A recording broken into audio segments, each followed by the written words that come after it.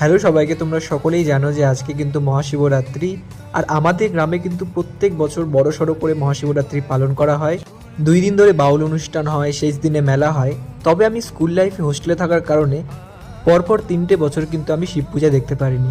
আর এটা হচ্ছে 4 নম্বর বছর। এখন তো আমি বাড়ি থেকে প্রায় 1600 কিলোমিটার দূরে আছি কলেজে, তো এখন তো যাওয়া আরোই পসিবল না। তো যাই হোক, সেসব কথা বাদ দিই। আজকে ছিল আমার রান্না করার বাড়ি, তো আমি ভাবলাম যে আজকে আমি বানাবো করলা, গাজর আর পেঁপে দিয়ে মুসুরির ডাল, আর তার সাথে আমার সব থেকে প্রিয় খাবার বেগুন ভাজা। আর এদিকে দেখতে দেখতে কিন্তু আমার সমস্ত সবজি কাটাও প্রায় কমপ্লিট। আর আমি কিন্তু সবজি কাটার আগে ভাত আর এই ডাল সেদ্ধ করতে বসিয়ে দিয়েছিলাম।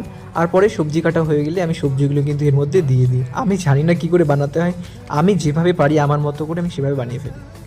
ডালের পর আমি কিন্তু এদিকে সমস্ত বেগুনগুলো ভেজে ফেলি। বেগুন আমার খুবই পছন্দ। সকাল থেকে কিছু খাইনি, তাই খুব খিদে পেয়ে গেছিলো। তো রান্না করা হয়ে গেলেই আমি সঙ্গে সঙ্গে খেতে বসে পড়ি সবার জন্য।